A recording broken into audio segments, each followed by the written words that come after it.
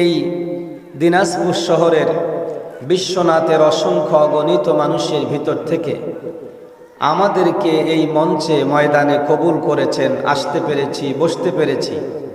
এজন্যই রব্বে কারিমের দরবারে শুকর গুজার করছি, বলুন আলহামদুলিল্লাহ। রব্বানা লাকাল হামদ হামদান কাসীরান তয়্যিবান মুবারাকান ফীহি। দরুদ ও সালাম প্রেরণ করছি যিনি বাংলাদেশ থেকে ৬৫০০ কিলোমিটার দূরে মদিনাতুল মুনাওয়ারায় শুয়ে আছেন, যিনি সমস্ত নবীদের নবী, আউয়ালে নবী আখিরে নবী, সমস্ত রহমাতের রহমাত, রাহমাতুল লিল আলামিন। সেই নবী পাকের রওজা মুবারকে আমরা বলছি, ওগো বিশ্বনাথের উপর দিয়ে বয়ে যাওয়া বাতাস, তুমি যেদিন বইতে বইতে সোনার মদিনায় পৌঁছে যাবে, আমাদের এই গরিবের সালামটুকুন দয়ার নবী, মায়ার নবী, রহমাতুল লিল আলামিনের রওজা মুবারকে পৌঁছিয়ে দিও। একটু চিৎকার করে আওয়াজ দিয়ে বলুন আমিন। আরো জোরে বলুন আমিন, আমিন। সকলে আমার সাথে পড়ুন আউযু বিল্লাহি শাইতানির রাজীম। বিসমিল্লাহির রাহমানির রাহিম। ইকরা বিসমি রাব্বিকাল্লাযী খলাক খলাকাল ইনসানা মিন আলাক। সাদাকাল্লাহুল মাওলানাল আযীম। قال رسول الله صلى الله عليه وسلم أفضل العبادة تلاوة القرآن أو كما قال عليه الصلاة والسلام। সৎ সঙ্গ যেমন আতুরের দোকান, যদিও বা না কিনে তবুও পাবেই তার ঘেরান, ঠিক কিনা? অসৎ সঙ্গ যেমন কামারের পিটা, যদিও কাপড় সারিয়া বসে তবুও লাগিবে তার ছিটা। আঘাতের পর চলেছে আঘাত, আঘাতের পর চলেছে আঘাত, বিশ্বভুবন জুড়ে অসহায় আস মুসলিম জাতি পথে পথে ঘুরে মরে। চেয়ে দেখো ওই বিশ্ব পানে, চেয়ে দেখো ওই বিশ্ব পানে, মার খেতেছে মুসলমান। চেচনিয়ার বসনিয়ায় দেখো মিয়ানমার আর প্যালেস্টাইন, ঠিক কিনা? কামানের মুখে বুক পেতে দিয়ে, কামানের মুখে বুক পেতে দিয়ে করেছে তাহারা জীবন দান। মৃত্যুকে তারা পরোয়া করেনি, অনায়াসে জীবন করেছে দান। হাতে শমশের লাও গো জাতি, হাতে শমশের লাও গো জাতি, বুকে নাও আজ ইমানি বল। মুখেতে কালিমার জয়ের ধ্বনি, আল্লাহকে সরে আস মুসলিম দল। লিল্লাহি তাকবীর, লিল্লাহি তাকবীর, লিল্লাহি তাকবীর। আসুন আমার ভাইয়েরা, আল্লাহ রাব্বুল আলামিন কোরআনুল কারীম অবতীর্ণ করেছেন আজ থেকে ১৫০০ বছর আগে মক্কাতুল মুকাররমায়, মদিনাতুল মুনাওয়ারায়। কিছু সূরা হলো মাক্কি, কিছু সূরা হলো মাদানী। ৮৮টি সূরা অবতীর্ণ করেছেন নবীজি মক্কা থেকে মদিনায় আসার পূর্বে। ৮৮টি সূরা মক্কায় আল্লাহ রাব্বুল আলামিন নবীজির কাছে অবতীর্ণ করলেন। বাকি সূরাগুলো মদিনায় আসার পরে নাজিল করলেন। আবার তিনি ফিরে মদিনা থেকে মক্কায় চলে গেলেন। কেন আসলেন, কেন গেলেন, কেন মক্কায় সূরা নাজিল হলেন, কেন মদিনায় সূরা নাজিল হলেন? মুসলমান, বলুন তো আমাদের জানার দরকার আছে না নাই? কোরআনুল কারীম যখন নাজিল হয়, আল্লাহ রাব্বুল আলামিন বলেন ইকরা, পড়ো। এই কথাটি আমাদের প্রত্যেক মুসলমানের জন্য ফরজ, কিন্তু বাংলাদেশের ৮০% মানুষ কোরআনুল কারীম পড়তে পারে না। কথা বলুন ঠিক কিনা? ১৪৫০ বছর চলে গেল, যে দেশের মানুষ ৯৬% মুসলমান বলে দাবি করেন, মুসলমান বটে কিন্তু কোরআনুল কারীম পড়তে পারে না।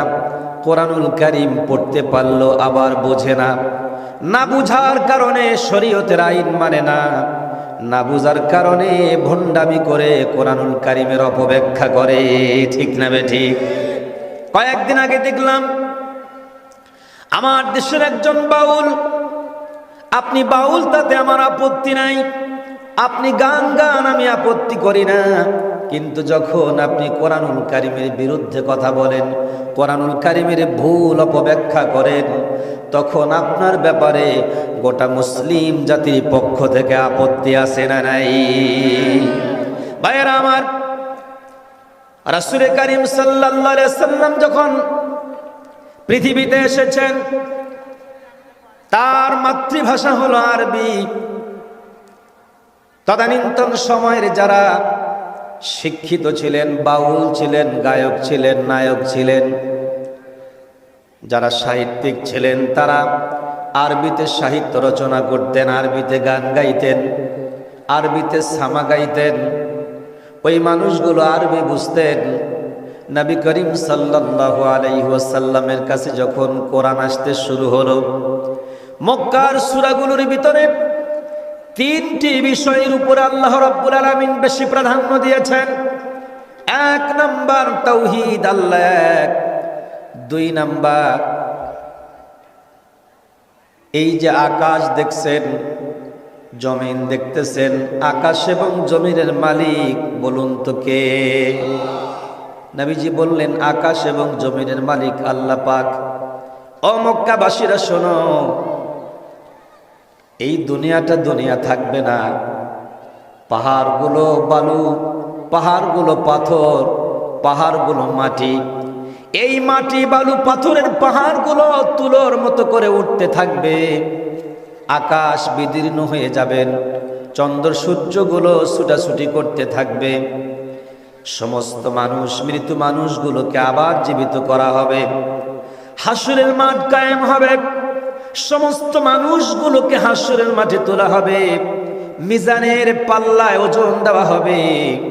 যাদের নেকির পাল্লা হবে পাতলা, গুনাহের পাল্লা হবে ভারী।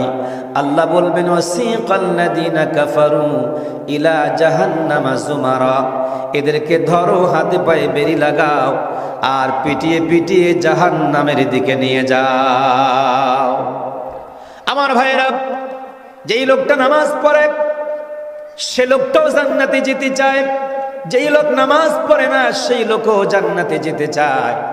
যেই লোকটা সুদ খায়, ঘুষ খায়, গাঁজা খায়, মদ খায়, ভাং খায়, আফিং খায়, বাবা খায়, মা খায়, যত রকমের নেশা আছে সব খায়, তারপরেও তারে যদি জিজ্ঞেস করেন ভাই আপনি মৃত্যুর পর কোথায় যেতে চান, লোকটি বলবে আমি আমার জান্নাতে যেতে চাই। ঠিক কিনা ভাইয়েরা আমার? সকল মানুষের উদ্দেশ্য হলো মৃত্যুর পর তারা জান্নাতে যেতে চায়। আল্লাহ রাব্বুল আলামিন বলেন আমি আল্লাহ পাক মানুষ তৈরি করেছি, আর এই মানুষের কাজ হলো মানুষের কল্যাণ করা। মানুষ যখন মানুষের কল্যাণ করবে, আল্লাহ পাক বলেন কুনতুম খায়রা উম্মাতিন উখরিজাত লিন-নাস। আল্লাহু আকবার।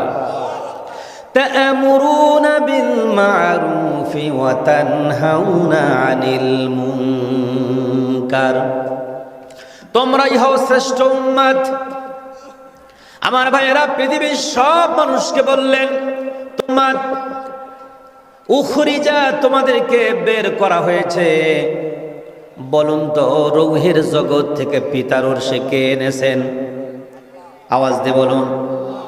রৌহের জগৎ থেকে পিতার অর্শে যিনি নিয়ে এলেন তিনি আমাদের আল্লাহ। পিতার অর্শে থেকে মায়ের মাতৃ হেরেমের ভিতরে যিনি ঢুকিয়ে দিলেন তিনি আমাদের আল্লাহ, তিনি আমাদের রব। যিনি মায়ের পেটের ভিতরে শুক্রাণু থেকে মায়ের ডিম্বাণুর ভিতরে যেদিন প্রবেশ করেছেন সেই দিন থেকে নিয়ে 40 দিন পর্যন্ত তিল তিল করে আমার আল্লাহর কুদরত দিয়ে মায়ের পেটের ভিতরে একটি জমাট রক্তে পরিণত করেছেন। জোরে বলুন সুবহানাল্লাহ। এই জমাট রক্ত পৃথিবীর কোনো মানুষ তৈরি করতে পারেন না। কথা বলেন ঠিক কিনা? আল্লাহ রাব্বুল আলামিন ওই ঝুলন্ত জমাট রক্তের নাম দিয়ে একটি সূরা অবতীর্ণ করলেন। সূরাটির নাম হলো আলাক। যদি বলেন কি নাম? আলাক। আলাক শব্দের অর্থ হলো জমাট বাঁধা ঝুলন্ত গোস্তের টুকরার নাম হলো আলাক। রক্তের টুকরার নাম হলো আলাক। ভাইরা আমার, মায়ের পেটের ভিতরে যখন সন্তান হবার জন্য শুক্রাণু দানা আসেন, এটি 40 দিন পর্যন্ত অতিবাহিত হওয়ার পর রক্তের টুকরায় পরিণত করেন। আবার যখন 40 দিন হয়ে যায়, দ্বিতীয় 40-এ রক্তের টুকরাটিকে রব্বে কারিম গোস্তের টুকরা বানিয়ে দেন। একটু জোরে বলুন সুবহানাল্লাহ। ও আমার নেশাগ্রস্ত ব্যক্তি ভাইয়েরা, যারা নেশা করেন, আমার অনেক মায়েরাও নেশা করে, অনেক বোনেরাও নেশা করে, অনেক ভাইয়েরাও নেশা করেন। আমি আপনার ব্যাপারে আপনাকে কটাক্ষ করতে চাই না, গালি দিতে চাই না, বিনয়ের সাথে বলতে চাই, আমার দরদের ভাই গো, একটু দয়া করে মনের কান দিয়ে কথাগুলো শুনে নেন। আপনি নেশা করবেন, আপনি গাঁজা খাবেন, মদ খাবেন, পান খাবেন, হিরোইন খাবেন, এর দ্বারা ক্ষতি আমার হবে না, ক্ষতিটা বরং আপনার হইতে হবে। এখান থেকে ফিরে আসতে পারলে আমার কল্যাণ হবে না, কল্যাণটা বরং আপনারই হবে। ঠিক কিনা? এই কল্যাণের সঙ্গে জড়িত হলো আল্লাহ পাক বলেন, কুনতুম খায়রা উম্মাতিন উখরিজাত লিন-নাস তা'মুরুনা বিল মা'রুফ ওয়া তানহাউনা 'আনিল মুনকার। উখরিজাত লিন-নাস, মানুষের কল্যাণের জন্য আপনাকে পৃথিবীতে বের করা হয়েছে। মায়ের পেটের ভিতরে 41-এর ভিতরে রক্তের টুকরা, দ্বিতীয় 40-এর ভিতরে গোস্তের টুকরা, তৃতীয় 40-এর সময় গোস্তের টুকরাটির ভিতরে ছোট্ট ছোট্ট কচি কচি হাড় আল্লাহ রাব্বুল আলামিন ঢুকিয়ে দেন। বলেন তো তিনি কে? ওই আল্লাহ এখন আছে না নাই? আমার ভাইয়েরা, এই গোস্তের টুকরার ভিতরে ছোট্ট ছোট্ট কচি কচি হাড় দিলেন। আবার 40 দিন হয়ে গেলে ওই হাড়ের সাইড দিয়ে চিকন চিকন একেবারে মাথার চুলের মতো আল্লাহ পাক তার দিয়ে দেন, যেগুলোকে রগ বলা হয়। এই রগগুলো যখন হয়ে যায়, রক্ত সঞ্চালন শুরু হয়ে যায়। এরপরে পৃথিবীর জমিনে আসবেন। পৃথিবীর এই তাপমাত্রা সহ্য করতে গেলে একটা চামড়ার প্রয়োজন। আল্লাহ রাব্বুল আলামিন ওই গোস্তের টুকরার উপর দিয়ে একটা আবরণ চামড়া লাগাই দিলেন। বলুন তো, আবরণ চামড়া লাগানোর মালিক তার নাম কি? ওই আল্লাহরে ফাঁকি দিয়া, ওই আল্লাহর হুকুম বাদ দিয়া, ওই আল্লাহর নাফরমানি যারা করে, আমার বন্ধুগণ, তাদের চাইতে বোকা এই পৃথিবীতে পশু প্রাণীও হতে পারেন না। আল্লাহ বলেছেন, ওয়ালাকাদ যারআনা লি জাহান্নামা কাসীরাম মিনাল জিন্নি ওয়াল ইনসি লাহুম কুলুবুন লা ইয়াফকাহুনা বিহা ওয়া লাহুম আ'য়ুনুন লা ইবসিরুনা বিহা ওয়া লাহুম আযানুন লা ইয়াসমাউনা বিহা উলাইকা কাল আনআম বাল হুম আদল উলাইকা হুমুল গাফিলুন।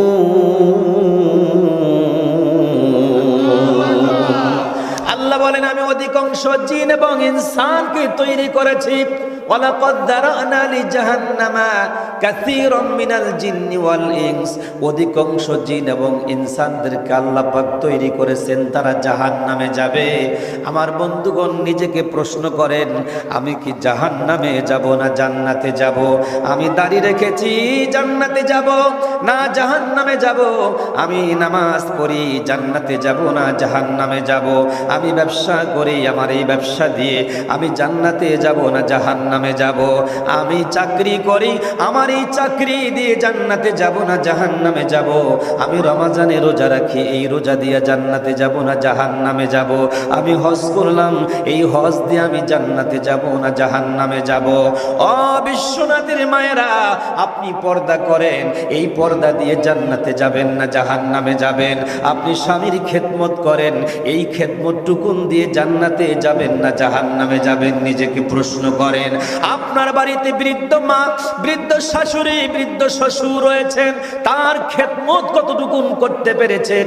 আর এই খেদমত দিয়ে নিজের জীবনকে জিজ্ঞাসা করুন, মনকে জিজ্ঞাসা করুন, মন রে, আমি আমার শ্বশুরের, আমি আমার শাশুড়ি যতটুকুন খেদমত করেছি, এই খেদমত টুকুন দিয়ে আমি জান্নাতে যাব না জাহান্নামে যাব? মনটারে জিজ্ঞেস করেন। আপনার ননদের, আপনার স্বামীর বোনদের হক কতটুকুন আদায় করতে পেরেছেন? এই হক আপনাকে বলে দেবে আপনি জান্নাতে যাবেন না জাহান্নামে যাবেন। আপনি স্বামীর খেদমত করেছেন, কতটুকুন করেছেন, ততটুকুন দিয়ে জান্নাতে যাবেন না জাহান্নামে যাবেন? আপনার জীবনে জিজ্ঞেস করলেই আর পৃথিবীর কোন আদালতের প্রয়োজন হবে না। যদি বলেন ঠিক কিনা? অযুবকরা, নিজেকে জিজ্ঞাসা করেন, আপনি যেই পথে উপার্জন করেন, ওই উপার্জিত অর্থ দিয়ে আপনি জান্নাতে যাবেন না জাহান্নামে যাবেন? যেই অর্থটুকুন উপার্জন করেন, এই অর্থটুকুন কতটুকুন হালাল, কতটুকুন হারাম, একটু নিজে মিজানের পাল্লায় ওজন দিলে আপনার জান্নাতটা হিসাব করে পেয়ে যাবেন। যুবকরে, তুমি যেই সিগারেটটা খাও, ওই সিগারেটটা খাওয়ার কারণে তোমার শরীরের উপকার কতটুকুন, ক্ষতি কতটুকুন, এইটা যদি নিজেকে প্রশ্ন করতে পারো, নিজের মনটা বলে দেবে নিজের শরীরের ক্ষতি করছে। যেই দ্রব্য নিজের জীবনের ক্ষতি করে, নিজের এসএমের জেসেমের ক্ষতি করে, নিজের বডির ক্ষতি করতে পারে, ওই জিনিসটা আপনার জান্নাতে নেবে বলে আশা করা যায় না। জোরে বলেন কথা ঠিক কিনা? যেটি আপনি সেবন করছেন, এর দ্বারা আপনার মস্তিষ্কের বিকৃতি ঘটছে। যা আপনি সেবন করেন, এর দ্বারা আপনার চোখের দৃষ্টিভঙ্গি কমে যাচ্ছে, দৃষ্টি পাওয়ারটা কমে যাচ্ছে। যা আপনি সেবন করছেন, এর দ্বারা আপনার মুখে শরীরে গন্ধ হচ্ছে। আপনি যা ভোগ করছেন, এর দ্বারা আপনার লিভারের ক্ষতি হচ্ছে। আপনি যেই নেশা নিচ্ছেন, ব্যবহার করছেন, খাচ্ছেন, এর দ্বারা আপনার পাকস্থলীর ক্ষতি হচ্ছে, আপনার কানের ক্ষতি হচ্ছে, ব্রেনের ক্ষতি হচ্ছে, কণ্ঠের ক্ষতি হচ্ছে, বুকের ক্ষতি হচ্ছে, পেটের ক্ষতি হচ্ছে, দেহের ক্ষতি হচ্ছে।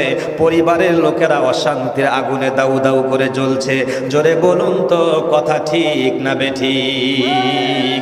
আমার বিশ্বনাথের যুবক ভাইয়েরা, নিজেকে জিজ্ঞেস করেন, আর কোনোদিন নেশা করবেন কি ছাড়বেন? এটি নিজে নিজে সিদ্ধান্ত নিতে পারলে আপনার কল্যাণকর জীবন আসবে, ইহকালে মঙ্গল হবে, আখিরাতে মুক্তি হয়ে যাবে। চিল্লায় বলেন ঠিক না বেঠিক? ভাইয়েরা আমার, কোন ভাইকে চিৎকার করে, আওয়াজ দিয়ে, গালি দিয়ে, ধমক দিয়ে, ধাক্কা দিয়ে নেশাজাত দ্রব্য থেকে ফিরানো, এটি কখনো সম্ভব হবে না। ওই মানুষটি যখন নিজের দিলকে জিজ্ঞেস করবে, অন্তরকে জিজ্ঞেস করবে, আমি সারাদিন রিক্সা চালায়া, ভ্যান চালায়া, অটো চালায়া, চাকরি করে যে উপার্জন করেছি, এটার মধ্যে আমার নিজের খাদ্য আছে, এর মধ্যে আমার স্ত্রীর খাবার আছে, এর ভিতরে আমার সন্তানদের খাবার আছে, এর ভিতরে আমার নিজের চিকিৎসা আছে, সন্তানদের চিকিৎসা আছে, মায়ের চিকিৎসা আছে, বাবার চিকিৎসার টাকা আছে, শ্বশুর শাশুড়ির হক আছে, বন্ধু বান্ধবের হক আছে, আত্মীয় স্বজনের হক আছে। আমি সব হকগুলো নষ্ট করে একটা খারাপ দ্রব্য কিনে রেখে সবার কাছে খারাপ হয়ে গেলাম। সবার কাছেই যেমন খারাপ, তেমন তো আমার আল্লাহর কাছেও খারাপ হয়েছে। জোরে বলেন ঠিক কিনা? আল্লাহর কাছে যারা খারাপ হয়ে যাবে, তাদেরকে আবার আল্লাহর কাছে ফিরে যেতে হবে। এই দুনিয়ায় আসছি, আল্লাহ রাব্বুল আলামিন আপনাকে আমাকে জিজ্ঞেস করে পাঠায় নাই রে আব্দুল জব্বার, আব্দুল সাত্তার, রহিম, করিম, লালন, তোমাকে দুনিয়াতে পাঠাবো, কোথায় পাঠাবো, কোন মায়ের পেটে দিব, অবশ্যই দিব, বলো। ওই কথা কোনোদিন আল্লাহ রব্বুল আলামিন জিজ্ঞেস করেন নাই। আবার যখন মৃত্যু হবে সেদিন আল্লাহ রব্বুল আলামিন জিজ্ঞেস করবে না, বান্দারে আজ তোমার মৃত্যু দিতে চাই, তুমি পরকালে যাবে কি যাবে না? এই জিজ্ঞেস আমার আল্লাহ রব্বুল আলামিন কাউরে করেন না, করেন না, করেন না। জোরে বলেন ঠিক কিনা? ও যুবক ভাইয়েরা, আমার কথার দিকে একটু খেয়াল করেন, মনোযোগটা দিয়ে দেন। গালি দিতে আসি নাই, ধমক দিতে আসি নাই, ধিক্কার জানাতে আসি নাই। কিন্তু তুমি যখন নেশা পান করো তখন তোমাকে দেখলে বড় কষ্ট লাগে। এই নেশার কারণে তোমার বডিটা নষ্ট হয়ে যায়, এই নেশার কারণে তোমার সন্তানগুলো সমাজে হেয় প্রতিপন্ন হয়, এই নেশার কারণে তোমার মা বাপ মানুষের কাছে ধিক্কার জানায়, এই সন্তানগুলোর কারণে পিতামাতাগুলো অশান্তির আগুনে দাউ দাউ করে জ্বলে, বাড়ির ঘরের স্ত্রীটা পর্যন্ত শান্তিতে থাকতে পারে না। বলুন তো এ কথা ঠিক কি ঠিক না? ভাইয়েরা আমার, বিশ্বনাথের ভাইয়েরা খেয়াল করুন। এজন্য আল্লাহ রাব্বুল আলামিন বলেছেন ইকরা, পড়ো। যদি আমরা কোরআনুল কারীম পড়ি তাহলেই কিন্তু এই কোরআনুল কারীমের ভিতরের কথাগুলো জানতে পারবো, নিজেকে কোরআন দিয়ে আমরা সাজাতে পারবো। আর যদি কোরআনুল কারীম ছেড়ে দেই, কোরআনুল কারীম পড়তে না পারি, তাহলে কোরআন দ্বারা জীবন গঠন করতে না পারলে এই পৃথিবীর কোনো মতাদর্শ, পৃথিবীর কোনো মত আমাদেরকে শান্তি দিতে পারবে না। ঠিক কিনা? পৃথিবীর কোন মত মানুষকে শান্তি দিতে পারে না। ভাইয়েরা আমার, খেয়াল করুন আমার দিকে। আল্লাহ রাব্বুল আলামিন বলেন ইকরা, পড়ো। আমরা জিজ্ঞেস করলাম কিভাবে পড়বো? পড়াটা আমাদেরকে শিখিয়ে দেন। পড়ার তো একটা সিস্টেম থাকা দরকার। আল্লাহ পাক সিস্টেম দিয়ে দিলেন, বিসমি রব্বিকা, তোমার রবের নামের সাথে পড়ো। অর্থাৎ তোমারে যিনি সৃষ্টি করেছেন তার নামের সাথে পড়ো। বলুন তো সৃষ্টিকর্তা কে? তারে আমাদের চিনার দরকার আছে কিনা? আল্লাহ পাক বলেন আল্লাহু লা ইলাহা ইল্লা হুয়াল হাইয়ুল কাইয়্যুম লা তাখুযুহু সিনাতুন ওয়ালা নাওম। আল্লাহু আকবার। আল্লাহু লা ইলাহা ইল্লাহু, আল্লাহ হচ্ছেন তিনি, লা ইলাহা, কোনো ইলা নাই, ইল্লাহু, তিনি ছাড়া। অতএব কারণে এই পৃথিবীতে আল্লাহ রাব্বুল আলামিনের সমকক্ষ যারা অন্য কাউকে গ্রহণ করে তাদের এই কালিমার সাক্ষ্যটা হবে ভুল। আর যারা আল্লাহকে আল্লাহ হিসেবে মেনে নেয়, তার আইন ও কানুন, তার ক্ষমতার সাথে পৃথিবীর কাউকে শরীক করে না, তার কালিমাটাই হলো তাওহীদের কালিমা। জোরে বলেন ঠিক কিনা? আরো জোরে বলুন ঠিক না বেঠিক? ভাইয়েরা আমার, তাওহীদের কালিমা পড়তে হবে। কোরআনুল কারীম নাজিল করেছেন নবীজির নবুয়তের প্রাথমিক যুগে যে সূরাগুলো নাজিল হয়েছেন, ওই সূরাগুলোর নাম হলো মাক্কি সূরা। আর এই মাক্কি সূরার ভিতরে প্রথম নাম্বার শর্ত হলো তাওহীদ, আল্লাহ এক। আল্লাহ কয়জন? আরো জোরে বলেন কতজন? আল্লাহ এক। এই কথা কেন বললেন? তদানীন্তন সময়ের যারা আরববাসী ছিলেন তারা বিশাল বড় একটি বৃক্ষ দেখলে, গাছ দেখলে সেই গাছের কাছে গিয়া প্রণাম করে তারে প্রভু মানতেন। বিশাল বড় অগ্নিকুণ্ড দেখলে সেই অগ্নিকুণ্ডকে তারা প্রণাম করে তাকে প্রভু মানতেন। বিশাল বড় একটি সাগর দেখলে ওই সাগরের কাছে গিয়া সাগরকে প্রণাম করতেন। বিশাল বড় আশ্চর্যবোধক কোনো কিছু দেখলেই তাকে তারা প্রভু মেনে তার প্রণাম করতেন। এই জন্য আল্লাহ রাব্বুল আলামিন বিশ্ব নবীর মাধ্যমে জানাই দিলেন, নবীজি আপনি বলে দেন এক আল্লাহকে মানতে হবে। আল্লাহ নবী বললেন শাহাদাতু আল্লাহ ইলাহা ইল্লাল্লাহ আন্না মুহাম্মাদান আবদুহু ওয়া রাসূলুহু। শাহাদাতু আল্লাহ ইলাহা, সাক্ষ্য দিতে হবে আল্লাহ এক, অন্য কাউকে আল্লাহ মানা যাবে না। কথা বলে না? আল্লাহ কয়জন? তাকে মানার দরকার আছে না নাই? এখন অনেক সময় আমরা বলি আল্লাহ আমাদেরকে চোখ দিয়ে দেখে না, আছে না নাই? নানান রকমের আল্লাহর ব্যাপারে তহমত দেওয়া হয়।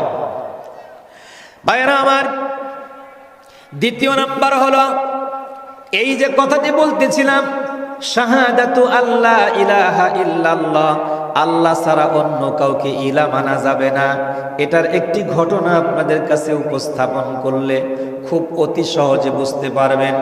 আমার মায়েরা বোনেরা যারা আলোচনা শুনতে এসেছেন, মায়ের মাতৃ গর্ভের ভিতরে যে সন্তানগুলো, এই সন্তানগুলো মায়ের পেট থেকে অষ্টম 40-এর মাথায় বের হয়ে আসা, তারপরে তিলে তিলে তিলে তিলে মায়ের বুকের দুগ্ধ পান করে লালিত পালিত হওয়া, এর পরের যে অবস্থানগুলো, সেই বিষয়গুলো আলোচনা করলে আমার মায়েদের আলোচনাগুলো পটাপট করে সামনে চলে আসবে। আমি ওই আলোচনাটুকুন রেখে দিলাম, শেষ পর্যায়ে গিয়ে কথা বলে বিদায় নিতে চাই। ভাইয়েরা আমার খেয়াল করুন, আমার নবী সাল্লাল্লাহু আলাইহি সাল্লাম, নবী মুহাম্মদুর রাসূলুল্লাহ সাল্লাল্লাহু আলাইহি ওয়াসাল্লাম মক্কাতুল মুকাররমার পাশে একটি ছোট্ট পাহাড় আছে, ওই পাহাড়টির নাম হলো পাহাড়টির নাম হলো সাফা পাহাড়। সাফা পাহাড়ের পাশে আর একটি বড় পাহাড় আছে, ওই পাহাড়টির নাম হলো আবু কুবাইস পাহাড়। আমার ভাইরা, আমি আজিজুল ইসলাম আমার জীবনে একাধিকবার মক্কা মদিনায় গিয়েছি। প্রতি বছর 2বার 3বার করে মক্কা মদিনায় যাই। যেখানে যেখানে কোরআন অবতীর্ণ হয়েছে দেখে চোখের পানি ধরে রাখতে পারি না। আমার বন্ধুরে, হেরা গুহার ভিতরে কিভাবে কোরআন নাজিল হলো, জাবালে সূরে আমার রাসূল কিভাবে সেখানে আবু বকরকে নিয়ে, আবু বকর সিদ্দিক রাদিয়াল্লাহু তাআলা আনহুকে নিয়ে ওই পাহাড়ের গুহার ভিতরে লুকিয়েছিলেন। সাপে দংশন করতে এসেছিলেন, দংশন করেছেন আবু বকর সিদ্দিক রাদিয়াল্লাহু তাআলা আনহুকে দংশন করার পর তার যে করুণ কাহিনী, এই কথাগুলো আমরা যখন কিতাবের ভিতরে পড়েছি আর বাস্তবে গিয়া দেখে চোখের পানি ধরে রাখতে পারি না। আমার ভাইয়েরা খেয়াল করুন আমার দিকে, নবীজি ছোট্ট পাহাড় সাফা, এই সাফা পাহাড়ে দাঁড়ায়া নবুয়তের প্রাথমিক যুগে একটা আওয়াজ দিলেন, ইয়া সাবাহা, ইয়া সাবাহা, সকালের বিপদ, সকালের বিপদ। চিৎকারের আওয়াজ শুনেই নিকটবর্তী পাহাড়ি অঞ্চলে যারা বসবাস করতেন তারা ছুটে এলেন। পাহাড়ের কিনারায় এসে দেখলেন নবী মুহাম্মদ ওই পাহাড়ের চূড়ার উপরে দাঁড়ায়া চিৎকার করছেন। চাচা আবু লাহাব তাকে ডেকে বললেন, ভাতিজা, এত সকাল সকাল কেন তুমি চিৎকার করে ডাকছো, তোমার কি হয়েছে বলো। নবীজি একটু কৌশল করে বললেন, চাচা একটা কথা আপনাকে বলতে চাই। ওই যে তাকায় দেখুন বিশাল বড় পাহাড়, আবু কুবাইস পাহাড়, ওই পাহাড়ের অপোজিটে শত্রু বাহিনী লুকাইয়া আছেন, আমাদেরকে আক্রমণ করবে। চাচা এই সংবাদ যদি আমি মুহাম্মদ আপনাকে দেই, চাচা গো বলেন তো আপনি কি বিশ্বাস করবেন? চাচা বলে, ভাতিজা জীবনে কোনোদিন একটা মিথ্যা কথা বললা না, আর তুমি এই সংবাদ দিলে সেটা মিথ্যা হবে তা তো হতেও পারে না। সদ্দাক্তা মুহাম্মদ, তুমি সত্য বলেছ। আমার নবীজি ডাকতে বললেন, চাচা তাহলে একটা কথা আপনাকে বলি, বিশ্বাসিত করবেন। চাচা গো, একটা কালিমা যদি পড়েন, ওই কালিমা পড়ার সাথে সাথে আল্লাহ পাক গোটা দুনিয়া রাষ্ট্র ক্ষমতা তাদের হাতে দিবেন যারা এই কালিমা পড়বে। আবু লাহাব ডেকে বললেন, ভাতিজা বলো কোন কালিমা পড়লে রাষ্ট্র ক্ষমতা পাওয়া যায়। নবীজি বললেন, তাহলে যারা এসেছেন তারা সবাই আমার সাথে বলেন, কুলু লা ইলাহা ইল্লাল্লাহ, বলুন লা ইলাহা, কোনো ইলা নাই, ইল্লাল্লাহ, আল্লাহ ছাড়া।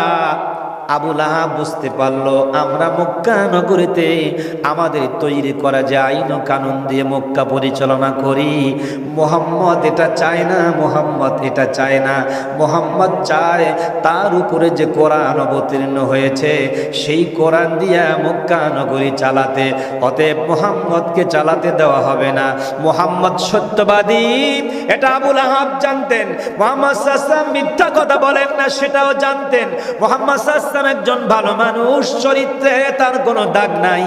ওয়া ইন্নাকা লাআলা খুলুকিন আযীম, পৃথিবীর উত্তম চরিত্রের অধিকারী তিনি, এটাও আবু লাহাব জানতেন। কিন্তু যখন আল্লাহর আইনের কথা বললেন, সাথে সাথে আবু লাহাব পাথর তুলে নবীজিকে নিক্ষেপ করলেন, পাথর মারলেন।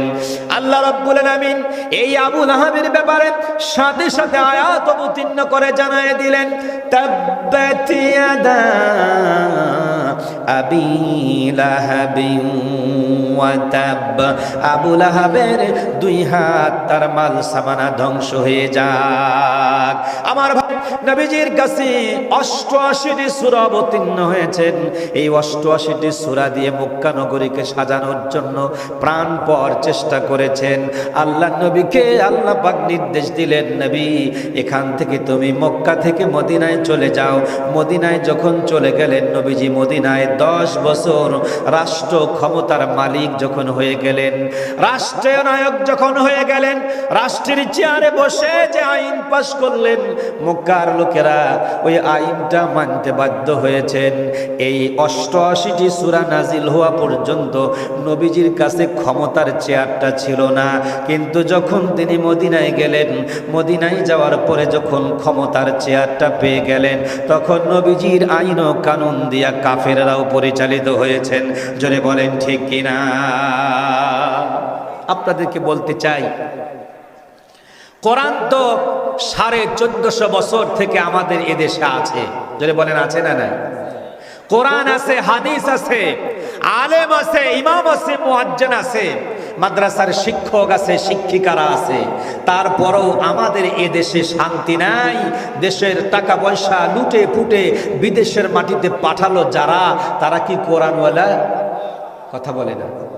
তারা কি মসজিদের ইমাম, মাদ্রাসার শিক্ষক, মক্তবের শিক্ষক? না। কারা করলেন? 80% যে মুসলমানেরা কোরআন বোঝে না, কোরআন তিলাওয়াত করলে তার অর্থ বোঝে না, এই লোকগুলোই যারা ক্ষমতার চেয়ারে বসেছিল, কোরআন না বুঝার কারণে বাংলার অর্থগুলো লুটে পুটে বিদেশের মাটিতে বেগম পাড়া তৈরি করেছে। ঠিক কিনা? তাহলে বুঝতে হবে, মুসলমান শুধু হলেই হবে না, মুসলমান কোরআনওয়ালা হতে হবে। চেয়ার শুধু পাইলেই হবে না, চেয়ার কোরআনওয়ালাদের হাতে থাকতে হবে। ঠিক না বেঠিক? আমার বন্ধুগণ, বুঝাতে চাচ্ছিলাম, হযরত আশরাফ আলী থানভী রহমাতুল্লাহি আলাইহি, নাম শুনেছেন আপনারা? আশরাফ আলী থানভী রহমাতুল্লাহ, আমার পূর্বে যিনি বক্তব্য দিয়েছিলেন আপনাদের এই দিনাজপুরের অ্যাডভোকেট মাইনুল ইসলাম ভাই, আমি রুম থেকে তার বক্তব্যগুলো কিছুটা শুনতে পেরেছি। উনি তাকওয়ার উপরে আলোচনা করছিলেন। জোরে বলেন ঠিক কিনা? আচ্ছা, তাকওয়াটা কি ভাই?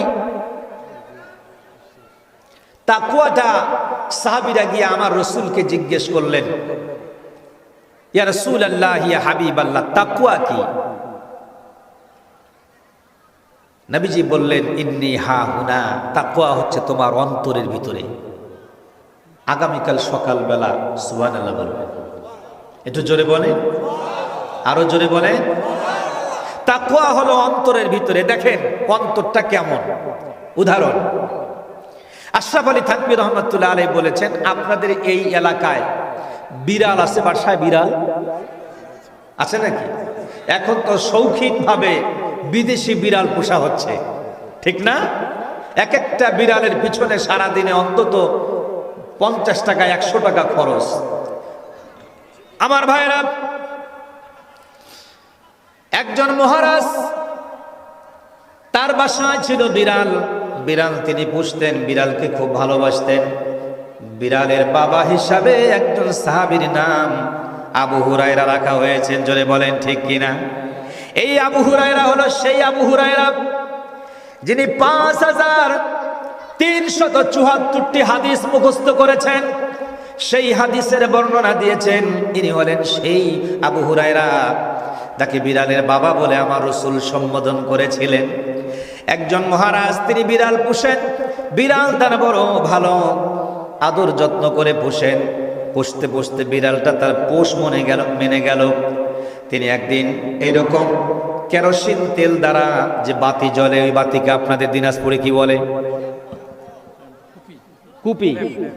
ল্যাম্প বা কুপি যেটাই বলেন, এই ল্যাম্প কুপিটা বিড়ালের মাথার উপরে দিয়ে মহারাজ চুপ করে আছে। বিড়াল একটু নড়েও না, চড়েও না, ল্যাম্পটা ফেলেও দেয় না, রেখে দিলেন। ল্যাম্প জ্বলছে তো জ্বলছে। আর মহারাজ রাষ্ট্রীয় কাগজপত্রগুলো লেখালেখি করার জন্য ওই বিড়ালের মাথার উপরে ল্যাম্পোর আলোতে বসে বসে লেখালেখির কাজগুলো তিনি নিয়মিতই করেন। একদিন, 2 দিন, 3 দিন, 1 সপ্তাহ, 2 সপ্তাহ, মাসের পর মাস চলে যায়। বিড়াল কোনোদিন তার মাথার থেকে এই ল্যাম্পটা ফেলে দেয় না। আশ্চর্য হলেন মহারাজ। তিনি এইভাবে 12টি বছর ধরে বিড়ালের মাথায় ল্যাম্প দিয়া সন্ধ্যার পরে রাষ্ট্রের লেখালেখিগুলো করেন। তিনি ভাবলেন, আমার এই বিড়াল এমন ট্রেনিং হয়েছেন, জীবনে কোনোদিন আর এই মাথার থেকে তার ল্যাম্প ফেলে দেবে না। এই ভেবেই তিনি তার কাজ চলছে।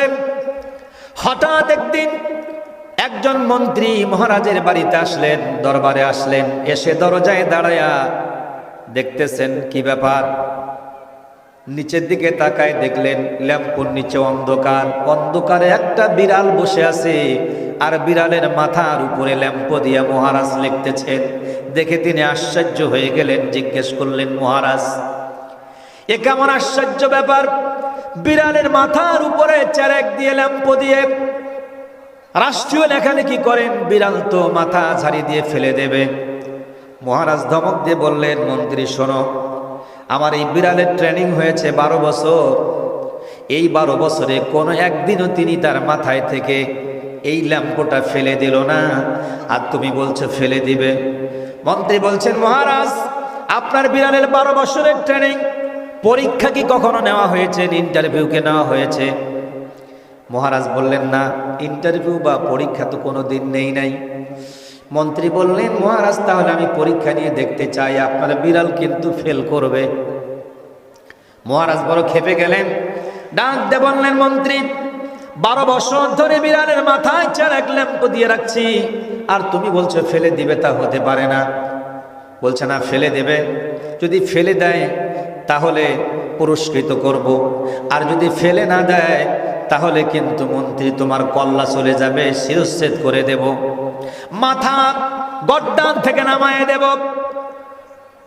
মন্ত্রী বললেন, মহারাজ বিড়ালের একটা স্বাভাবিক বৈশিষ্ট্য আছে, জাত ধর্ম একটা তার ভিতরে আছে, সেইটা তো সে কোনোদিন ভুলে যেতে পারে না। অতএব আপনার বিড়াল ফেল করবে, এটা আমার দৃঢ় বিশ্বাস। আর যদি জিতেই যায়, ইন্টারভিউতে পাশ করতে পারে, আমি মন্ত্রীর গর্দান চলে যাবে, এতে আমার আপত্তি নাই। মহারাজ শুনুন, আগামীকাল এই সন্ধ্যার পরে আমি আপনার বিড়ালের ইন্টারভিউ নেব। মহারাজ বললেন, মন্ত্রী ঠিক আছে, যাও। রাজ্যে সংবাদ দেওয়া হলো, লোকজন জমে গেল। বিড়ালের মাথার উপরে ল্যাম্প দিয়া চেরাক দিয়া রাষ্ট্রীয় লেখালেখির কাজও শুরু হয়ে গেল। আর সারাদিনে মন্ত্রী এই বাড়ি ওই বাড়ি, ধনী বাড়িতে ঢুকে ঢুকে, ধানের গোলায় ঢুকে কিছু সলে আর বাচ্চা, নেকনায়ের বাচ্চা, কি বলেন এদিক, ইঁদুর বা সলেয়া, এগুলোর বাচ্চা ধরে একটা ব্যাগের মধ্যে ঢুকালেন, থলের মধ্যে ঢুকালেন, মুখটা বেঁধে নিলেন, ভিতরে পুকপাক করে নড়াচড়া করছে। মন্ত্রী মশাই সন্ধ্যার পরে এসে ওই মহারাজের দরজায় দাঁড়ায় বলছেন, মহারাজ আপনার বিড়াল কি রেডি? বলছে, হ্যাঁ রেডি। বলছে, এবার কিন্তু পরীক্ষা আমি নেব, ফেল করলে পুরস্কৃত করতে হবে, আর যদি পাশ করে তাহলে তো আমার গর্দান চলে যাবে। সবাই সেখানে বাইরে অপেক্ষা করছেন। বিড়ালের ঘরের দরজার সামনে গিয়া মন্ত্রী মশাই দেখছেন বিড়ালের মাথার উপরে আলো, নিচে অন্ধকার, চুপ করে বিড়াল বসে আছে অন্ধকারের ভিতরে। আর দরজার সামনে যেমনি ইঁদুরের বাচ্চাগুলো, সলেয়ার বাচ্চাগুলো মুখটা খুলে দিয়েছেন, ধরধর করে বাইর হয়। বিড়াল এই ইঁদুরের বাচ্চা দেখে আর তার মাথা ঠিক নাই, কোথায় ল্যাম্প, কোথায় চেরেক, একটা লাভ দিয়া কেরাসিন মেরাসিন ফেলে দিয়া রাষ্ট্রের কাগজগুলো সেদের গেদের করে দিলেন, নাস্তা নাবুদ করে দিয়ে দিলেন। আর ওই ইঁদুরের বাচ্চা ধরতে গেল। মহারাজ বড় টেনশনে পড়ে গেলেন, ব্যাপারটা কি? 12 বছর ধরে তার এই মাথায় ল্যাম্প দিয়া সেরেক দিয়া লেখি, আজকে ইঁদুর দেখে আর আমার বিড়াল তার লোভ সামলাইতে পারলো না। বলুন তো, ইঁদুরের জাতি ধর্ম আর বিড়ালের একটা জাতি ধর্ম আছে না নাই? যারা কোরআন না বুঝে, কোরআন ছাড়া যারা চেয়ারে বসেছেন, তাদের বৈশিষ্ট্যই হলো রাষ্ট্রের টাকা চুরি করে খাওয়া। এক কথা বলেন, ঠিক কিনা? সুতরাং তাদেরকে যতই ভালো বলি দেন, নির্বাচন আসলে যত মাথায় টুপে দেখ, আর যত ফেলফেলা পাঞ্জাবি গায়ে দেখ, যত দরবেশ সেজে পিকচার তুলে পাবলিশ করুক না কেন, ক্ষমতার চেয়ার পেলে ওই ইঁদুরের মতন সব কথা ফেলে দিয়া আবার সেই রাষ্ট্রের টাকা চুরি করার পায়তারা করবে, ঠিক কিনা? কারণ তার তো কাজই ওইটা। কষ্ট পেলেন মনে হয়? ইসলাম বলছে চুরি করলে হাত কেটে দিতে হবে। এই দিনাজপুরে একজনকার হাত কাটা গেলে আর চোর খুঁজে পাওয়া যাবে? কথা বলে না। জেনা করলে কমর পর্যন্ত, বুক পর্যন্ত পুঁতে তাকে পাথর নিক্ষেপ করতে হবে। এই দিনাজপুরে একজন পাথর নিক্ষিপ্ত হলে আর একজন জেনাখোর খুঁজে পাওয়া যাবে? পাওয়া যাবে না। সুতরাং আমরা দেখেছি বিগত 17টি বছর আলেমরা জেলখানায়, কোরআনের পাখিগুলো জেলখানায় আমৃত্যু কারাদণ্ডে দণ্ডিত হয়েছেন, ফাঁসির কাস্টে ঝুলিয়ে দেওয়া হয়েছে। অথচ বিশাল বড় মাস্তান সে ওপেন ঘুরে বেড়ায়, ঠিক কিনা? মামলা হলে ধরে নিয়ে যায় এই দিক দিয়ে, ছেড়ে দেয় ওই দিক দিয়ে। আর যাদের কোনো অপরাধ নাই, 111 যাদের দুর্নীতি খুঁজে পাইল না মন্ত্রী থাকার পরেও, তাদের মতো মানুষকে ফাঁসির কাস্টে ঝুলাই দিল যারা, তারা কি ভালো মানুষ? আরো জোরে বলেন, ভালো মানুষ? এইটাকে ব্যালেন্স যারা করতে চায় তারাও ওই অপরাধের অপরাধী, ঠিক না বে ঠিক? সুতরাং স্বৈরাচারকে ব্যালেন্স করে যারা রাষ্ট্র ক্ষমতায় থাকতে চায় তারাও তো স্বৈরাচারের দোসর, ঠিক কিনা? সুতরাং আমাদেরকে চিন্তা ভাবনা করেই আগামীর পথ অতিক্রম করতে হবে। আমার এই দেশ, আমার এই মাতৃভূমি, আমার এই জন্মভূমিকে আমরা আমাদের মতো করে সাজাতে চাই, সেটি হবে কোরআন সুন্নাহর ভিত্তিতে, ঠিক না বেঠিক? আরো জনে বলেন, ঠিক না বেঠিক? ভাইরা আমার, দেখেন আমরা যে কোরআনুল কারীম পড়ছি, এই কোরআনুল কারীমের ভিতরে বলছেন ইকরা, পড়ো, বিস্মি রব্বিকা, যিনি তোমার রব, তার নামে। আমাদের রব কে? আরো যারা বলেন কে? ওই আল্লাহ এখন আছে না? রব কি জিনিস দেখুন, একটু নিজের দিকে খেয়াল করেন। ভাই, আপনি গাঁজা খান, মদ খান, ভাং খান, খাচ্ছেন, খেতে খেতে একটা সময় বুঝ আসবে তো। তবে কথাগুলো একটু শুনে যান, আপত্তি নাই তো শুনতে, আছে নাকি? ভাইরা আমার, আল্লাহ রাব্বুল আলামিন বলেন ফাতাবারাকাল্লাহু আহসানুল খালিকিন।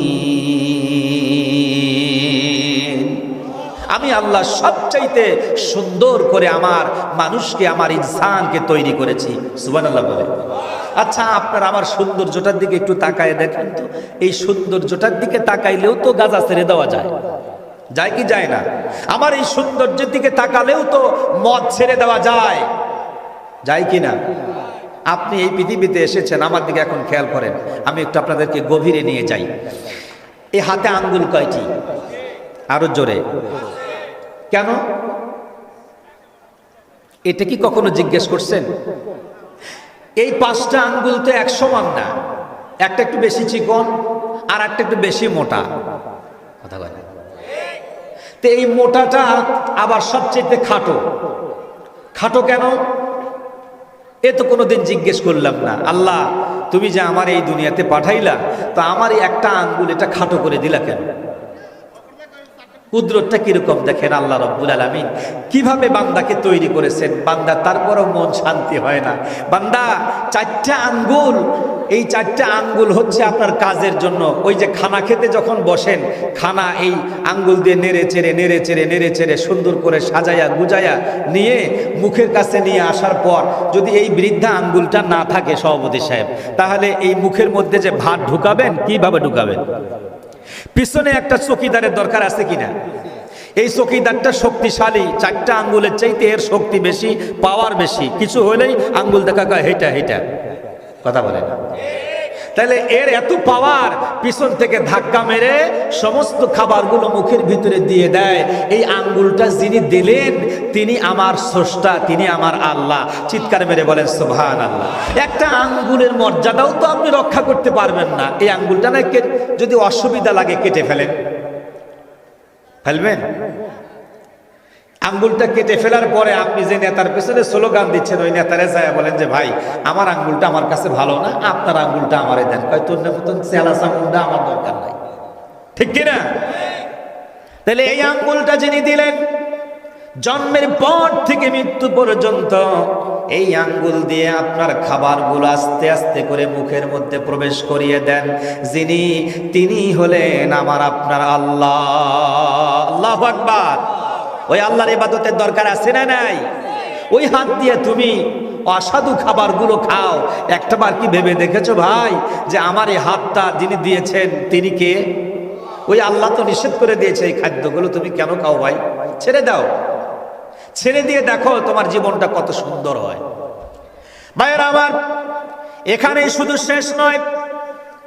একজন কালো কুৎসিত চেহারার সাহাবী রাসূলুল্লাহর কাছে গিয়া বললেন, ইয়া রাসূলুল্লাহ, ইয়া হাবিবাল্লাহ, আমাকে দেখতে বড় কালো, ঠোঁটগুলো মোটা মোটা, পাগুলো থেবড়া থেবড়া, আমার মতো কালো বুঝি এই পৃথিবীতে আর কেউ নাই। ইয়া রাসূলুল্লাহ, ইয়া হাবিবাল্লাহ, বলুন তো আমি যদি আপনার মতো করে আমল করি, আপনি যেভাবে চলতে বলেন আমি যদি সেইভাবে চলি, ইয়া রাসূলুল্লাহ আমি কি আপনার সঙ্গে, আমি কি কোনোদিন জান্নাতে যেতে পারবো? আমার কি কপালে জান্নাত হবে?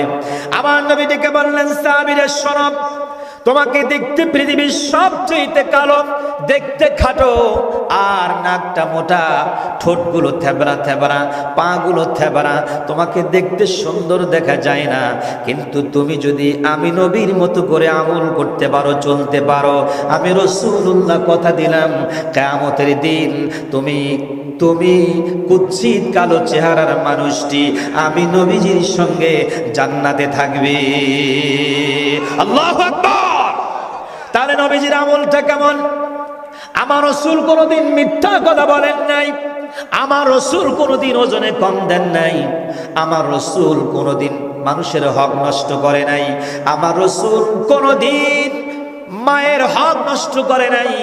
আমার রাসূল মা হালিমাতুস সাদিয়ার কোলে লালিত পালিত হতে গিয়াও মা হালিমার বুকের একটা স্তন পান করেছেন, আর একটা স্তন তার দুগ্ধ ভাইয়ের জন্য রেখে দিয়েছেন। এত ইনসাফ ভিত্তিক একজন নবী আমরা পেয়েছি। ওই নবীজির আদর্শ অনুযায়ী যারা চলবে তারা দুনিয়ায় শান্তি পাবে, আখিরাতে আমার আল্লাহর জান্নাত পাবে। আল্লাহু আকবার।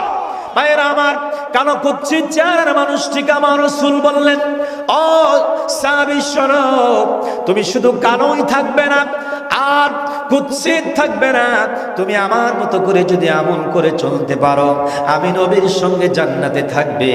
আর কিয়ামতের দিন তোমার চেহারাটা এত উজ্জ্বল হবে, তোমার চেহারাটা এত সুন্দর হবে, তোমার গালটা, মুখটা, মাথাটা এক পাশ থেকে আর এক পাশে নড়ালে গালের গোশত যখন টলক মারবে, ঝলক মারবে, মারার সাথে সাথে একটা আলো বের হয়ে যাবে, আর ওই আলোটা 1000 বছর দূর থেকে বিদ্যুতের মতো চমকাবে। জোরে কোন সুবহানাল্লাহ। দিনাজপুরের বিশ্বনাথের উপশহরের যুবক ভাইয়েরা, আমার বোনেরা, চেহারা প্রদর্শন করে বাইরে ঘুরবেন না। এই চেহারাটা আল্লাহ পাক দিয়েছেন আপনাকে এই দুনিয়াতে শুধুমাত্র আমার আল্লাহরে চেনার জন্য। কত সুন্দর করে আপনাকে বানালো, আপনি মরিয়ম, আপনি লাভলি, আপনি শাপলা, আপনার চেহারাটা আল্লাহ রাব্বুল আলামিন এত চমৎকার করে বানালো। ও শাপলা, তুমি যদি হারিয়ে যাও, এই দিনাজপুরের সমস্ত মহিলাদের ভিতরে তোমাকে খুঁজতে খুঁজতে খুঁজতে খুঁজতে হাজার হাজার লক্ষ মহিলা বের হয়ে আসবে, কিন্তু তোমার চেহারার মতো চেহারা তোমার স্বামী দেখলে বলবে এটা আমার স্ত্রী না, তোমার সন্তান বলবে এটা আমার মা না, তোমার মা বলবে এটা আমার কন্যা না, তোমার বাবা বলবে এটা আমার কন্যা না, তোমার ভাই বলবে এটা আমার বোন না, তোমার বোন বলবে এটা আমার বোন না, তোমার আত্মীয়রা বলবে তুমি শাপলা না। তোমার চেহারা না দেখা পর্যন্ত হুবহুব আর একজন মানুষ ওই 100% আল্লাহ পাক এই দিনাজপুরে শুধু নয় গোটা পৃথিবীতে আল্লাহ পাক বানায় নাই। একা একা শাপলা তোমারে আলাদা ডাইস দিয়া বানাইছেন যাতে করে তোমারে পৃথিবীতে চিনা যায়। আল্লাহু আকবার। ওই আল্লাহরে ভুলে গিয়া কেমনে থাকো, ওই আল্লাহরে ভুলে গিয়া নাফরমানি কেমনে করো, ওই আল্লাহরে ভুলে গিয়া দুনিয়ার লোভে কেমন করে পড়ে যাও। ও মা, ও বোন রে, একটু মহান স্রষ্টার এই কুদরতের দিকে তাকায় দেখেন। আল্লাহ রাব্বুল আলামিন আমাদেরকে অবয়বটা এত চমৎকার করে দিয়ে দিলেন। পিছনে পায়খানার দুই ধারে আল্লাহ পাক থুলথুলে দুইটা গোশত দিয়ে দিলেন। ও বান্দা, তুমি কাঠে বসবে, রডে বসবে, মাটিতে বসবে, শক্ত জায়গায় বসবে, বসলে কষ্ট হবে, তোমার জন্য পঞ্চ সব জায়গায় পাওয়া যাবে না। আমি আল্লাহ রব্বুল আলামিন আমার কুদরত দিয়া তোমার কোমরের নিচে পায়খানার দুই ধারে থুলথুলে দুইটা গোশতের টুকরা পঞ্চ বানায় দিলাম। বান্দা বান্দিরে, তুমি এই পঞ্চ দিয়া আমার জমিনে বসবে, আমার জমিনে চলাফেরা করবে, আমার জমিনে বসে বসে ইবাদত করবে। তোমারে চাইতে হয় নাই, বিনা চাওয়ায় আমি আল্লাহ তোমারে কুদরতি পঞ্চ বানায় দিছি। ফাতাবারাকাল্লাহু আহসানুল খালিকিন। আল্লাহু আকবার। ওই আল্লাহর ইবাদত না করে, ওই আল্লাহর হুকুম না মেনে দুনিয়ার কোন মানুষের পিছনে ছুটে গিয়া আখিরাতকে হারায়েন না।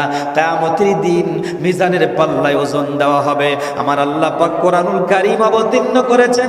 এই কোরআনে মক্কার সূরাগুলোতে আল্লাহ পাক তিন ধরনের আলোচনা করেছেন। এক নাম্বার হলো তাওহীদ। এই তাওহীদ চিনার জন্য আল্লাহ রাব্বুল আলামিন মক্কি সূরাগুলোর ভিতরে তিন ধরনের আলোচনা করে তাওহীদকে বুঝিয়েছেন, রিসালাতকে বুঝিয়েছেন। নবীজি বলেন না, আর একটি জগৎ শুরু হবে, ওই জগতে সমস্ত মানুষদের হিসাব হবে আর জান্নাত জাহান্নামের ফয়সালা হবে। ও বান্দারা, ও দিনাজপুরের ভাইয়েরা, বলুন তো জান্নাতে যেতে চাই না জাহান্নামে যেতে চাই? জান্নাতে যদি যেতে চাই দুনিয়ার সব পথ বাদ দিয়া আমার রাসূলের তরিকা অনুযায়ী চলতে হবে। আর রাসূলের তরিকা অনুযায়ী চলার জন্য আমার দিকে খেয়াল করুন, হাতে আঙ্গুল কয়টা? আরো জোরে।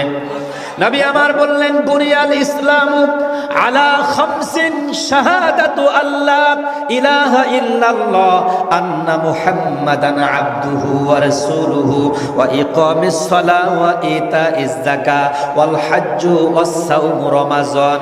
আল্লাহ রাব্বুল আলামিনের হাবিব বলেন, এক নাম্বার হলো আল্লাহকে আল্লাহ বলে সাক্ষ্য দেওয়া, আর নবী মুহাম্মদকে আল্লাহ পাকের বান্দা এবং নবী হিসাবে যারা গ্রহণ করবে। ইসলামের এক নাম্বার বুনিয়াদ কি তারা স্থাপন করেছেন।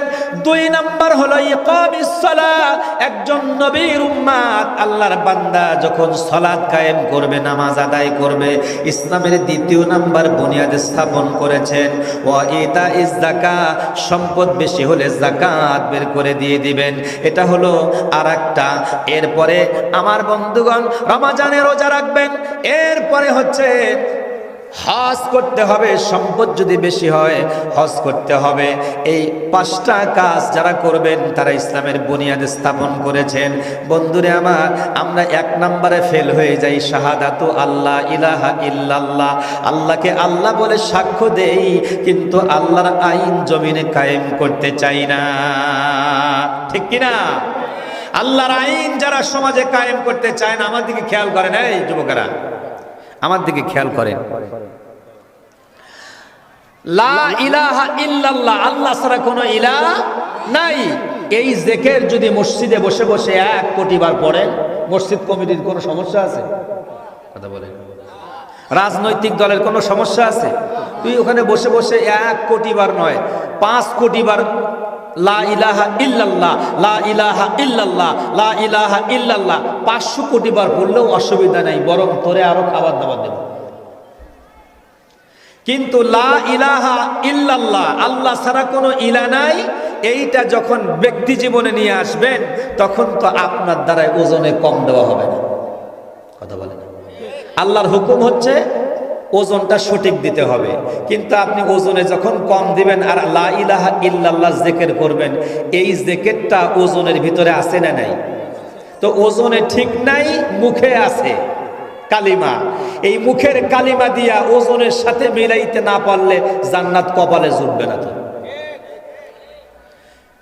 লা ইলাহা ইল্লাল্লাহ জমির আল কাটতে গিয়া ভাবতে হবে, এখানে লা ইলাহা ইল্লাল্লাহ আল্লাহর আইন হলো দুইজন ভাই 20 শতক জমি সমান সমান হবে। যতবার আল কাটবেন কিন্তু ওই 10 আর 10 হবে, 11-10 হবে না, 11-9 হবে না। একদিকে 9 আর একদিকে 11, একটু বেশি চলে গেল। এই বেশি যিনি নিয়ে নিলেন কেটে কেটে, তার ইল্লাল্লাহর জিকির কোটি কোটি বার করলেও আল্লাহর আইন তিনি মানেন নাই। ঠিক কিনা বলুন? এই আইনের ভিতরে লা ইলাহা ইল্লাল্লাহ আছে না নাই? আছে। বিয়ে করতে গেছেন একজন মেয়ে মানুষ, মায়ের পেট থেকে পৃথিবীতে আসার পর থেকে মায়ের বুকের দুধ পান করেছেন 2.5 বছর। মা তাকে কত যত্ন করে লালন পালন করেছেন। এই মেয়েটার সতীত্ব রক্ষা করে 16টি বছর পার করলেন। একজন সুপাত্রের হাতে সোপর্দ করবেন, কিন্তু এই সুপাত্র মহরনার টাকাটা দিল না, তার চরিত্রের দামটা সে দিল না। না দিয়ে বলল, দুইজন দুই পাশে কিরামান কাতেবিন শয়তান থাকে, দুই ফেরেস্তার মতো। আসলে তো ফেরেস্তা না, এরা হলো ভগ্নিপতি, দুলাভাই। এই দুলাভাই মানেই হচ্ছে যৌতুকখোর। এরা আগে শ্বশুরের কাছে যৌতুক নিছে, এখন শালা বিয়ে করাইতে যায় ওই শালার দুই পাশে বসে, শ্যালকের দুই পাশে বসে শ্যালকের মুখে দিয়ে দিছে রুমাল, দিয়ে বলছে তুই চুপ করে থাক, কথা বলে না, তোরে আজ কথা বলা যাবে না। কথা তো সে বলে না, চুপ করে থাকে। এরপরে যৌতুক নিয়েছে 10 লাখ আর মহরনা বাদে 30 লাখ, কথা বলে না। গ্রামের কিছু লোক আছে মুফতি, সোঙ্গা মুফতি, এরা জীবনে মাদ্রাসায় যায় নাই, না আলিয়ায় না কওমিতে, কোথায়ও না। ওই দিন ফতুয়া দেয়, ইমাম সাহেবের ফতুয়া খাটাই না। একলা ইমাম কি করবে? বলছে হুজুর তোমরা চুপ করে থাকেন, বিয়ে বাড়ি হুজুরের কোনো আলাপ নাই। আপনি বিয়ে পড়াইতে আসছেন, বিয়ে পড়াবেন, খুতবা পড়াবেন, দোয়া করবেন, সিরা 500 টাকা নিয়ে চলে যাবেন। আর কাজী সাহেব উনি সরকারি লোক, বিয়ে পড়াবে, যত টাকা মহরনা ওই অনুযায়ী কমিশনটা কেটে নিয়ে খালি চাই যে বাড়ুক, খালি বাড়ুক, কথা বলে। ভাই যত বাড়লো তত টাকা তিনি পেয়ে গেলেন। এটা নিয়ে কাজী সাহেব চলে গেল। আর যিনি উকিল থাকে আমাদের এই অঞ্চলে, উকিল বাপ বলে, কথা কয় না রে? যিনি উকিল দেয় তাহলে কি ডাকে? উকিল বাপ ডাকে। ইনি উকিল সেজে যায় বলতেছেন যে 30 লক্ষ টাকা মহরনা ধার্য করিয়া এই বিশ্বনাথের অমুকের বেটার সাথে তার দেওয়া 1050 টাকার নাকের অলংকার বাবদ বুঝাই দিয়া বাকি সমস্ত টাকা সারা জীবনের জন্য ফাঁকি দিয়া আমি শয়তান উকিল সাজিয়া তোমাকে তাহার সহিত বিয়ে দিলাম, কও কবুল, কথা বলে না।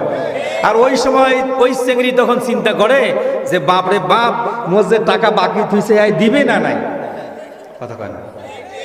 এই যে কান্দিবার ধরে দাদি আসি কয় ক কবুল, ক কবুল, কার কবুল যে কে বললো বুঝাই গেল না। কথা বলেন, দাদি আর নানি এরা বলে যে হ্যাঁ কইছে কইছে, না হয়েছে। চাচা বাস্তবতা আছে না নাই? এই মনের দুঃখে কবুল বলেই নাই, পথে অগ্নিয়া চলে গেল। এই বাসর রাত্রে কোনো সন্তান জন্ম হলে মায়ের পেটে আসে, এটা কি বৈধ না অবৈধ? কথা বলে না, আরো জোরে বলে। বাস, অসংখ্য বিবাহিত মেয়েদের পেটে অবৈধ সন্তান জন্ম হওয়ার কারণে বাংলাদেশে অবৈধ সন্তানের সংখ্যা বাড়তে বাড়তে এমন পর্যায়ে চলে গেছে, এখন বৈধের সংখ্যা কম, অবৈধের সংখ্যা বেশি। জোরে বলেন ঠিক কিনা? তারাই হাটে বাজারে ঘাটে নানান রকমের ইসলাম বিদ্বেষী কাজগুলো শুরু করেছে। এখন ইসলাম বিদ্বেষী কাজ হয়, বলে যে আমি মুসলমানের সন্তান, কিন্তু ওর জন্ম তো মুসলমানের হয় নাই। কি হুজুর বৈধ সন্তান হয়তো তুই মহারণার টাকাটা নগদ দিব, এটা তার চরিত্রের দাম। কথা কয় না? মেয়েটা একটা সরল সাজা, তো এই জন্য বলতে পারে নাই। ওই মেয়ে যদি বলতো যে ঠিক আছে 5 লাখ টাকা 10 লাখ নগদ নিছেন আর 30 লাখ মহারণা, তো ওই মোট 30 লাখ দাও, তোমার 10 লাখ ধরে যাও। কথা কয়? তাহলে ছেলের বাপকে আরো 20 লাখ টাকা নিয়ে আসতে হইতো। এই মুখের রুমাল পাছায় দিয়ে ঝাড়ি দৌড়াইতে হতো বাড়িতে। কথা বলেন? তোমার ভদ্রতা সেদিন পাছায় ঢুকতো মিয়া। কথা বলে ঠিক কিনা? আমরা এগুলো বললে কয় হুজুর এত নেগেটিভ কথা, কারণ জাড়ুয়া। কথা বলে না তো লজ্জা লাগে না? বেহুদ্দা 20 লক্ষ টাকা তোমার কাছে পাও না, ঠিক কিনা? 5 লাখ টাকা তো 10 লাখ তো তুমি নিয়েই নিছো, ওইটা সহ ধরলে 40 লাখ টাকা নাই, পয়সা নাই। ছেলের বাপের মানে চমচমে উঠে গেছে। ঘটক বলছে বেটাক বিয়ে দেবো না, বলে হ্যাঁ দিম। বাড়ির নাই সলেয়া বেজার হয়, আর ছেলের বিয়ের খবর শুনে দারুণ খুশি হয়। কথা কয় না? ঘটক খালি ওকে মোষ পাকায় দেখায়, মাল পাবো মাল। আর এই টাকার লোভে ছেলেটাকে বিয়ে করায়। ওই মেয়েটা সারাটা জীবন ছেলের বাড়িতে নির্যাতিত, নিপীড়িত, নিষ্পেষিত হচ্ছে। ঠিক না বেঠিক? এই কারণে আমাদের গ্রামের কিছু মহিলারা আছে, মেয়েরা আছে, বিয়ের পর ওদের 4টা অভ্যাস হয়। হুজুর এগুলো, এই কথাটা যেটা বললাম, এটা সিয়াসেত্তার কোনো কিতাবে পাবেন না। আর সব কথা সিয়াসেত্তায় খুঁজবি কেন? তো চোখ কি আর দুনিয়াত নাই? কথা বলে না রে? ওগুলা কোরআন হাদিস খো, এটা বাংলা আলাপ করি আমরা। বলবো বলবো জি জি জি। মেয়েরা একটু ভালো করে শুনেন। এই মহারণার টাকা বাকি রেখে যৌতুক নেওয়ার পরে যে বিয়ে করা হয়, ওই মেয়েটার ভিতরে একটা বৈশিষ্ট্য জাগে, 4টা বদ অভ্যাস। এই বাপের বাড়ির থেকে টাকা নিয়ে গেছে 10 লাখ, কয় লাখ? আবার পাবে 30 তো আমি পায়, আর 10 নিয়ে গেছি, এটা সব 40। কথা বলে না? 40 লক্ষ টাকা পাওনা, ঘরের খাট, আলনা, আলমারি, ড্রেসিং টেবিল, ডাইনিং টেবিল, এরপরে আপনার টিভি, ফ্রিজ, মোটরসাইকেল আছে না নাই? এই সব কিছু নিয়ে যখন ট্রাকে করে শ্বশুর বাড়ির থেকে, বাপের বাড়ির থেকে শ্বশুর বাড়ির দিকে যায়, আর যাইতে যাইতে যাইতে যাইতে 154 হয়ে যায়। খালি যাও আগত, খালি যাই আগত। যাই যখন বাসর রাত্রে দিয়ে দেয়, বাসর রাত্রের ভিতরে ছেলের ডাক দিয়ে কয়, শোনো আমি কিন্তু আগামীকাল সকালবেলা ঘুম থেকে উঠে রান্না করতে পারবো না। কথা বল। আর তোমার এই ঘর ঝাড়ু দেওয়া, এটা আমার পক্ষে সম্ভব না। কাপড় চোপড় ধুইতে হবে, এটা আমার দ্বারাই হবে না। কথা বলে না? আর তোমার মাকে আমি যেন আমার চোখের সামনে দেখি না। কথা বলেন? আচ্ছা, এই কথা যে বললেন, এর পিছনে যুক্তি আছে না নাই? মানে এই ছেলেটা যেই মায়ের পেট থেকে আসছে, এই যদি 40 লক্ষ টাকা ওই মেয়ের কাছ থেকে নিয়ে থাকে, তাহলে ইয়ার মাটা কত বাম্পারাস। কথা বুঝেন নাই? হ্যাঁ, বাপ কা বেটি, মাও কা বেটা। কথা কয় না? কাছে তোমার মাকে জানো, আমার চোখের সামনে দেখি না। ছেলে তখন মাথাটা চাই চাই চাই করে ঘুরে। কথা বলেন? সকালবেলা উঠে তোমার মায়ের সামনে গরম পানি, তোমার মায়ের সামনে নাস্তা খাবার, তোমার মায়ের সামনে দুপুরের খাবার, রাতের খাবার, ঔষধগুলো টাইম টু টাইম দেওয়া, এটি আমার পক্ষে সম্ভব নয়। যা করতে হয় তুমি করবা, আর আমার পরনের কাপড়টাও একটু তুমি ধুয়ে দিও। হ্যাঁ বলেন? ছেলে এখন চিন্তা করে, মহাবিপদে বললাম, 10 লক্ষ টাকা যৌতুক নিয়েছি, আবার 30 লক্ষ টাকা মহারণা। এই মেয়েটারে যদি ডিভোর্স করতে চাই, তাহলে তো আমার 40 লক্ষ টাকা দিতে হবে। ভিটা বাড়ি বেচেও এই ফকিরানির হবে না। কথা বলেন? এই টেনশনে পড়ে গেছে, এখন এই দিকেও যেতে পারে না, ওই দিকেও যেতে পারে না। কথা বুঝছেন? বোঝেন নাই এখনো? একজন অঙ্ক টিচার, তিনি অঙ্ক করাচ্ছেন, আর ওখানে একটা দুষ্টু ছেলে, সে দেখতেছে ওটা প্রাথমিক স্কুল কেবলমাত্র তৈরি করেছেন, চাটি বেড়ার ঘর। তো ইঁদুর যায় আর আইসে, যায় আর আইসে, যাইতে যাইতে দেখে ঘরের এক কর্নারে একটা মাটি পাইছেন, ওখানে খুঁড়ি খুঁড়ি খুঁড়ি খুঁড়ি খুঁড়ি খুঁড়ি ইঁদুরটা মাথাটা ঢুকায় বাইর করে, ঢুকায় বাইর করে। তো এদিকে অঙ্ক ক্লাস চলছে, আর ইঁদুরও ওইদিকে তার গর্ত খুঁড়তেছে। সব ছাত্ররাই অঙ্কের দিকে দেখতেছে, একজন দুষ্ট সে ওই ইঁদুরের দিকে দেখতেছে। তো স্যারের যখন অঙ্ক শেষ, তখন জিজ্ঞাসা করছে, এই অঙ্ক কে মাথায় ঢুকছে? সব বলছে জি স্যার, মাথা ঢুকছে। তা আর একজন দেখে ওই এই দিকে নাই, ওর মাথাটা ওই দিক। এই বল্টু, এ অঙ্ক মাথায় ঢুকছে? কয় স্যার ঢুকছে, নেঙ্গুরটা বাকি আছে। তার মানে হলো ইঁদুরের মাথা ঢুকছে, লেজ এখনো ঢুকে নাই। আমার আলোচনার মাথাটা ঢুকছে, এখনো লেজটা ঢুকে নাই। লেজ কি ঢুকাতে চান? লেজ ঢুকাতে চান? আরেকটু ওয়েট করেন। আমার এই দিনাজপুরের অনেক ছেলে পেলে আছে, হুজুরদের দিকে তাকায় দেখবেন মাথাটা নাড়িয়া পাস করলি হোক আর আমার মতো খাড়া হোক, যেমন তোমার একটা টুপি দিয়ে রাখে, মাথাটার একটা পোশাক দেখতে ভালো লাগে, ঢিলা ঢালা জামা পরে, আছে কিনা? আর চেহারাটা একটু নাদুস নুদুস হয়, কারণ ওরা তো বিড়ি সিগারেট তামাক ভাঙ বিড়ি এগুলা খায় না। কথা বলেন। আর খাবেই বা কেন? মসজিদে ইমামতি করে বেতন পায় 7,000। কথা বলেন। বাড়ির চাউল আর তরি তরকারি কিনতে গিয়া খরচ হয় 12,000, 5,000 টাকা শর্ট। তখন সে চিন্তা করে 2-4 জায়গায় প্রাইভেট পড়াইতে হবে। ওই প্রাইভেট পড়াবে না গাঞ্জাটা নেবে? ওস্তাদি কি করবে? অত গাঞ্জা টানার টাইমে নাই, ওর ধোঁয়া পিছন দিয়ে এমনি বাইরে হচ্ছে। কথা বলেন, গাঞ্জা টানবে কত? আর এই ছেলেটা এই তো সারাদিনে কামাই করে 1,000 টাকা। 1,000 টাকা সন্ধ্যার সময় যা গলির ভিতর ঢুকিয়া সরো ছোড়ো করে টানে। আছে না নাই? ওদের ধোঁয়ার গন্ধে শয়তান ওই দিক দিয়ে যায় না। কথা বলেন। বাড়িতে যখন আসে, রাতের বেলা আসে, বিছানায় ঘুমাইতে যায়, বিয়ে করছিল, বউ তো অশান্তিতে আছে, মুখটা যখন ঘুরায় বাবলির দিক, বাবলি মুখটা ঘুরাতো, যেমনি মুখটা ঘুরায় খাকাত করে একটা গন্ধ আইছে, আর ওর বউ বাবলির কাছে কথা বলে না। কথা বলেন। যারা গাঁজাখোর, মদখোর, ভাঙখোর, ওরা রাতে ঘরের স্ত্রীর কাছেও গুতানি খায়, ঠিক কিনা? হুজুররা খায় না। হুজুররা এই ছেলেদের ক্যাটাগরিগুলো দেখবেন কেমন। দেখবেন যে আমি একদিন সেলুনে বসছি চুল কাটার জন্য, তো বিভিন্ন ডিজাইন ক্যাটাগরি দিয়ে রাখছে, ক্যাটালগ। তো দেখতেছি যে একটা ক্যাটালগ মাথা টুপিটা খুলছে, মানে রিসার্চ শুরু করলাম। হাইওয়াংদের যে কিতাব আছে, ওই কিতাবটা পড়তে শুরু করলাম।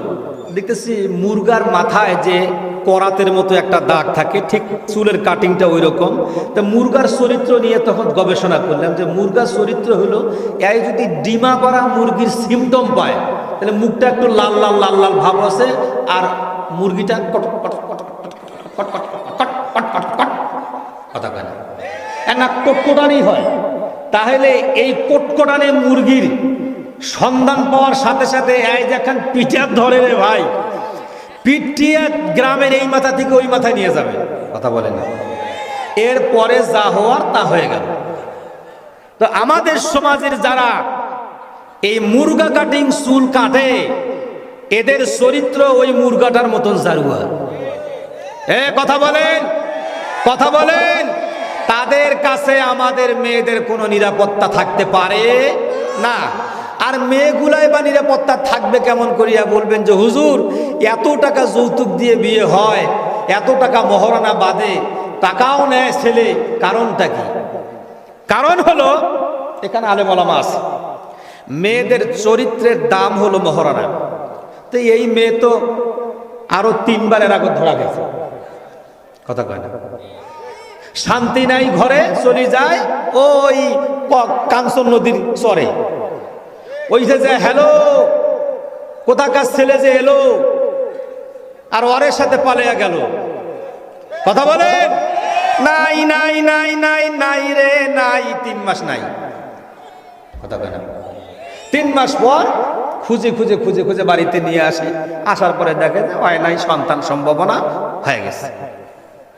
এখন বাধ্যগতভাবে মেনে নেওয়া লাগে, লাগে কি লাগে না? ভাইরা আমার, যেই মেয়েটা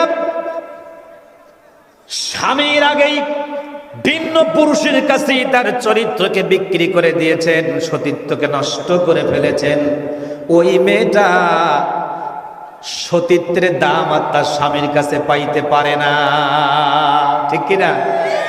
বিয়ের সময় ছেলে চিন্তা করে ও যত ঘটনা আছে ওটা ঘাটিবার গেলে বহুত কিছু আছে, ঘাটাঘাটি বাদ দাও, টাকা 30 লাখ না। বলেন বলেন, 10 লাখ নিয়ে বাকি টাকা সব ফাঁকি দিয়ে বিয়েটা করে নিয়ে নিল, হয়ে গেল। এই মেয়েদের 4টা বৈশিষ্ট্য হয়। শ্বশুর বাড়ির যায়া বাপের বাড়ির খাট, বাপের বাড়ির মোটরসাইকেল, বাপের বাড়ির হাড়ি পাতিল, বাপের বাড়ির তোষক, বাপের বাড়ির ল্যাব, বাপের বাড়ির বালিশ। হ্যাঁ কথা বলেন, দেয় না দেয় না?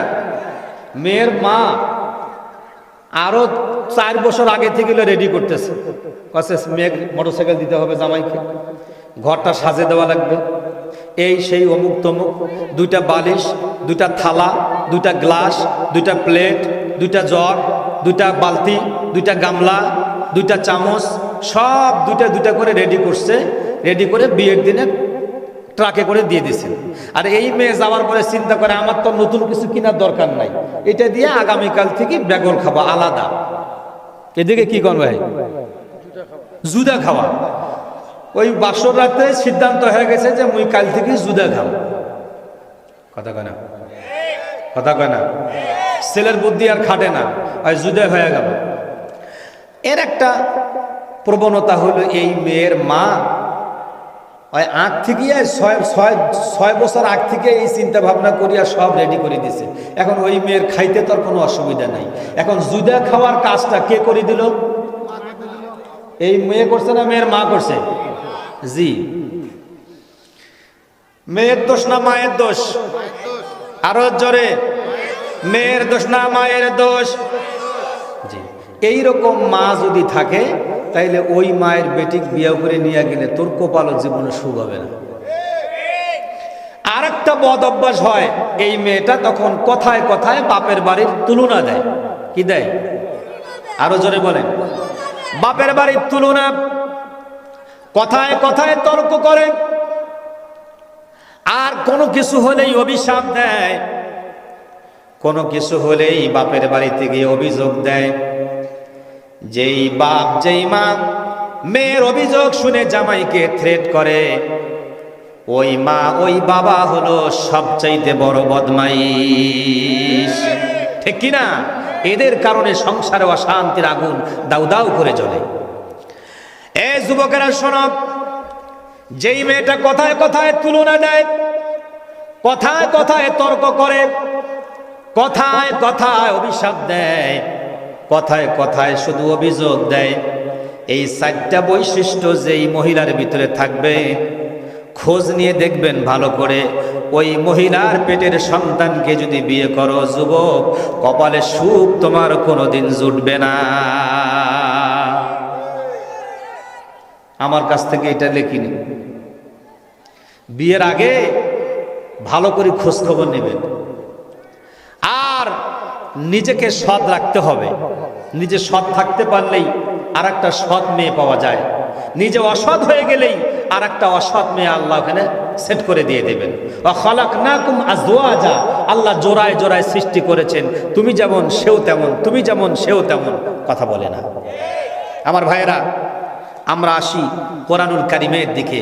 কোরআনুল কারিম এসেছেন আমাদেরকে হেদায়েত দেওয়ার জন্য। এই কোরআনে যা আছে তা কি ভুল আছে না ঠিক আছে? আল্লাহ বলেন, যালিকাল কিতাবু লা রাইবা ফি হুদাল লিল মুত্তাকিন। এটি ওই কিতাব, যেই কিতাব লৌহে মাহফুজের মধ্যে ছিল, যেই কিতাবের ভিতরে বিন্দু পরিমাণ পর্যন্ত সন্দেহ নাই, ভুলের কোনো অবকাশ নাই, নির্ভেজাল একটি কিতাব তাকওয়াবানদের জন্য দেওয়া হয়েছে।